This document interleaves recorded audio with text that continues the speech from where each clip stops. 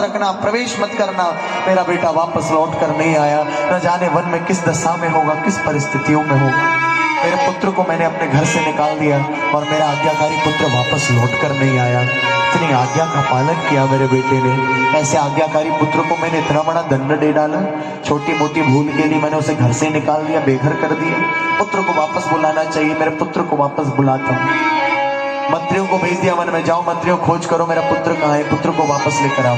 राजा को पुत्र की याद सताई, जैसा माँ ने कहा था 3 दिन के भीतर पिता का बुलावा आ गया। मंत्री वन से लेकर आए राजकुमार को। पिता ने अपने पुत्र को गले से लगाया, राजगद्दी पर बिठाया और अपने बेटे का राज्याभिषेक कर दिया। पुत्र को राजगद्दी सौंप दी, अयोध्या नरेश बना दिया।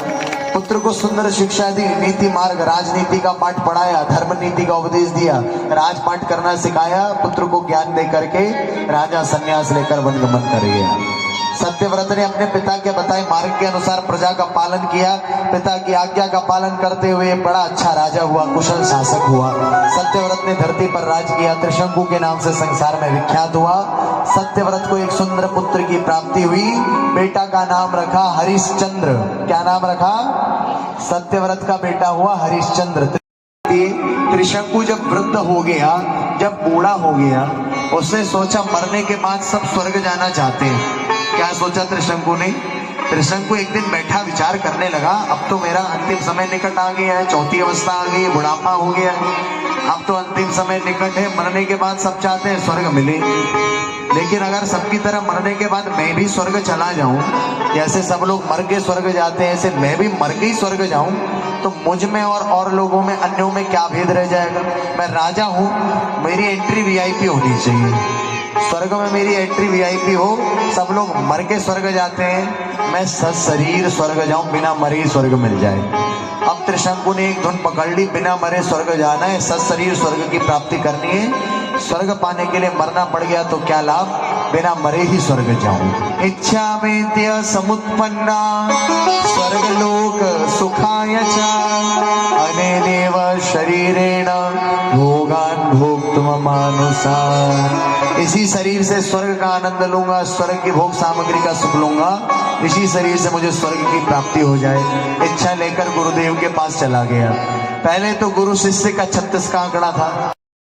स्वर्ग तो सुख भोग की नगरी है, आनंद की नगरी है, उसमें शरीर लेकर कौन जाना चाहेगा? वहां तो दिव्य शरीर मिलता है। ये शरीर तो जरा और रोगों का घर है, जरा रोगों के इस घर को कौन स्वर्ग में ले जाना चाहेगा?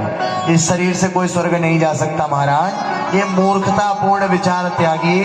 आप तो अभी से यज्ञ पूजा पाठ ये सब काम करो, जितनी आयु बची, जितनी उम्र बची है, सत्कर्म करो, अच्छा काम करोगे, दान पुण्य करोगे, सत्कर्म करोगे, मरने के बाद कुछ नहीं करना होगा, शरीर छूटते ही सीधे स्वर्ग की प्राप्ति ऑटोमेटिक हो जाएगी।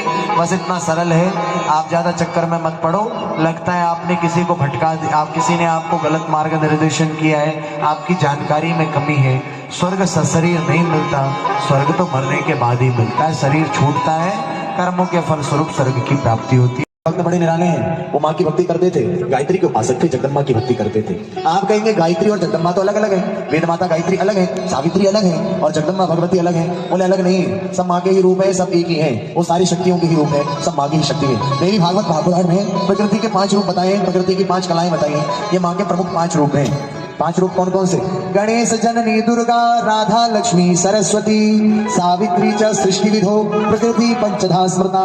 ध्यान से सुनना, पहली है दुर्गा माता। पहली कौन सी है? जोर से बोलो। दुर्गा माता। दुर्गा माता माने गणेश जी की माता, गणेश जननी दुर्गा। दूसरी राधा, कृष्ण की अर्धांगिनी, कृष्ण की प्राणवल्लभा राधा। तीसरी लक्ष्मी, चौथी सरस्वती, ब्रह्माणी सरस्वती, और 5वीं वेद माता गायत्री, जिन्हें सावित्री कहते हैं। सावित्री च सृष्टि विधो, प्रकृति पंचधा स्मृता। ये 5 प्रमुख रूप है शक्ति के, प्रकृति के। जो माँ की भक्ति करते हैं, इन 5 में से किसी एक रूप की कम से कम उपासना सबको करनी चाहिए। चाहे आप किसी के भक्त हो, रामकृष्ण की भक्ति करते हो तो जानकी की भक्ति करना, राधा रानी की भक्ति करना अनिवार्य है। भोले शंकर के भक्त हो तो पार्वती की, गौरा की भक्ति करना अनिवार्य है। क्योंकि देखो, राधे कृष्ण कहते हैं, क्या कहते हैं? राधे कृष्ण। पहले राधे फिर कृष्ण, माने पहले शक्ति है, बाद में शक्तिमान है। बिना शक्ति के शक्तिमान का कोई अस्तित्व नहीं है। और शक्ति कौन है? श्री जी शक्ति है, जगदम्बा शक्ति है, गौरी शंकर सीता राम, ऐसे राधे कृष्ण पहले श्री जी है, पहले शक्ति है। शक्ति की उपासना हर भक्त के लिए अनिवार्य है, चाहे किसी मत पंथ को मानते हो, चाहे किसी देवी देवता की भक्ति करते हो, माँ की भक्ति तो सबको करनी ही चाहिए। एक है भक्ति। माया लोगे तो माया तुम्हें नचाएगी, भक्ति लोगे तो मैं तुम्हारे इशारों पर नाचूंगी। भक्ति अगर आपने चुनी है तो माँ आपके इशारों पर नाचती है। माया को अगर चुनोगे, संसार अगर चाहोगे तो माया तुमको नचाएगी। अब बताओ, नाचना चाहते हो माया के इशारों पर या माँ को अपने इशारों पर नचाना चाहते हो? भक्त ने क्या कहा है माँ से? माँ सारी मनोकामना पूर्ण करती है। एक सुंदर भजन से उस भाव का आनंद लेंगे। नाच के दिखाओ मैया, नाच के दिखाओ, जम्मू वाला ठुमका लगाओ, तेरा वाली नाच के दिखाओ, जम्मू वाला ठुमका लगाओ, तेरा वाली नाच के दिखाओ, नाच के दिखाओ, नाच के दिखाओ, जम्मू वाला ठुमका लगाओ, तेरा वाली नाच के दिखाओ, जम्मू वाला ठुमका लगाओ, तेरा वाली नाच के दिखाओ। ब्रह्मा भी आया, विष्णु भी आया, ब्रह्मा भी आया, विष्णु भी आया, ब्रह्मा भी आया, विष्णु भी आया, ब्रह्मा भी आया, विष्णु भी आया। लक्ष्मी वाला ठुमका लगाओ, तेरा वाली नाच के दिखाओ, लक्ष्मी वाला ठुमका लगाओ, तेरा वाली नाच के दिखाओ, नाच के दिखाओ मैया, नाच के दिखाओ, नाच के दिखाओ मैया, नाच के दिखाओ, जम्मू वाला ठुमका लगाओ, तेरा वाली नाच के दिखाओ, जम्मू वाला ठुमका लगाओ, तेरा वाली नाच के दिखाओ।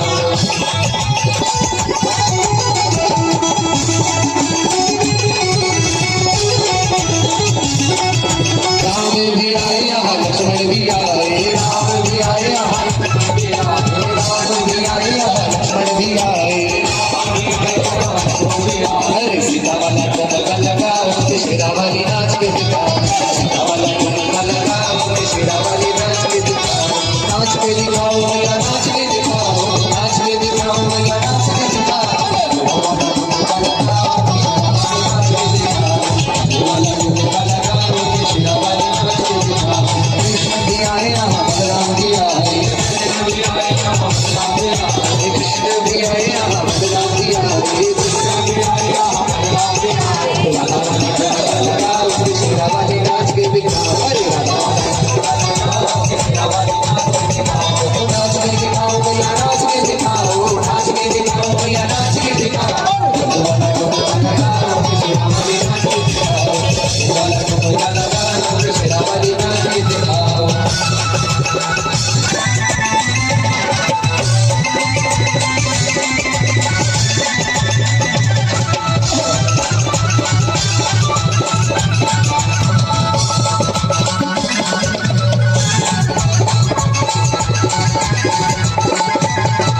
शंकर भी आए, संग गणपति भी आए, शंकर भी आए, संग गणपति भी आया, शंकर भी आए, संग गणपति भी आए, शंकर भी आए, गणपति भी आए, घोड़ा वाला ठुमका लगाओ, तेरा वाली नाच के दिखाओ, अरे घोड़ा वाला ठुमका लगाओ, तेरा वाली नाच के दिखाओ, नाच के दिखाओ भैया, नाच के दिखाओ, नाच के दिखाओ भैया, नाच के दिखाओ, जम्मू वाला ठुमका लगाओ, तेरा वाली नाच के दिखाओ, जम्मू वाला ठुमका लगाओ, तेरा वाली नाच के दिखाओ, नाच के दिखाओ भैया, नाच के दिखाओ, नाच के दिखाओ भैया, नाच के दिखाओ, जम्मू वाला ठुमका लगाओ, तेरा वाली नाच के दिखाओ, जम्मू वाला ठुमका लगाओ, तेरा वाली नाच के दिखाओ, जम्मू वाला ठुमका लगाओ, तेरा वाली नाच के दिखाओ, तेरा वाली नाच के दिखाओ, तेरा वाली नाच के दिखाओ।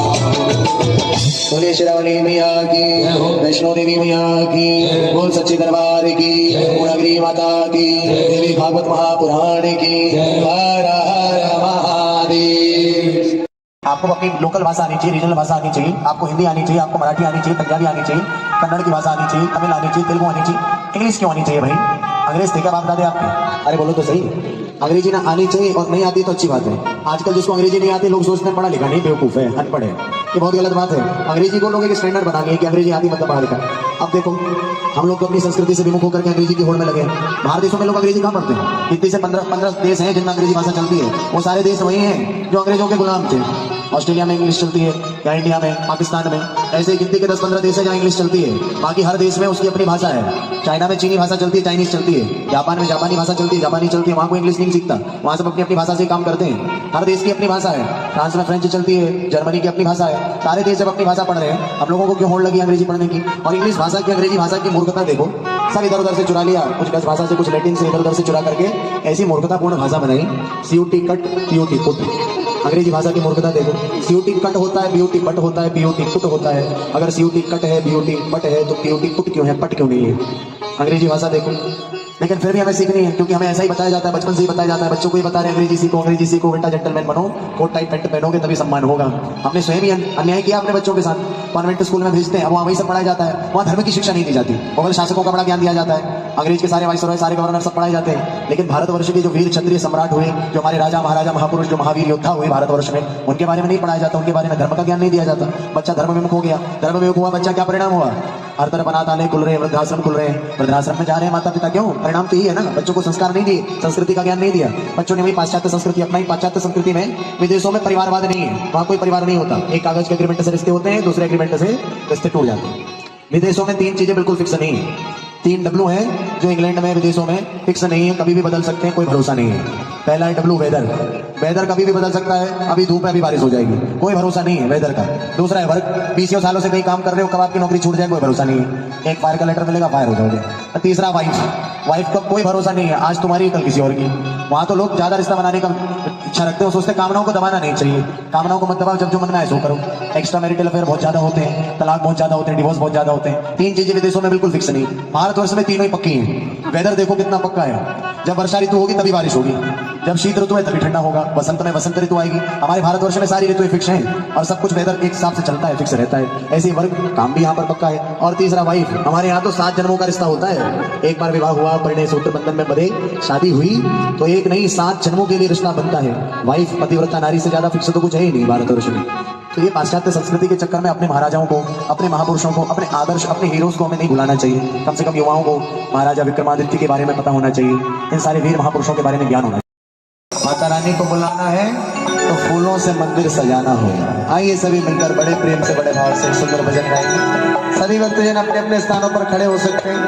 फूलों से मंदिर सजाऊंगी, माता रानी को बुलाऊंगी, विश्व का आसन बिछाऊंगी, माता रानी को दिखाऊंगी, विश्व का आसन बिछाऊंगी, माता रानी को दिखाऊंगी, लोटा बिलाऊंगी, गंगा जल लाऊंगी, लोटा बिलाऊंगी, गंगा जल लाऊंगी, लोटा बिलाऊंगी, गंगा जल लाऊंगी, लोटा बिलाऊंगी, गंगा जल लाऊंगी, मैया के चरण धुलाऊंगी, माता रानी को बुलाऊंगी।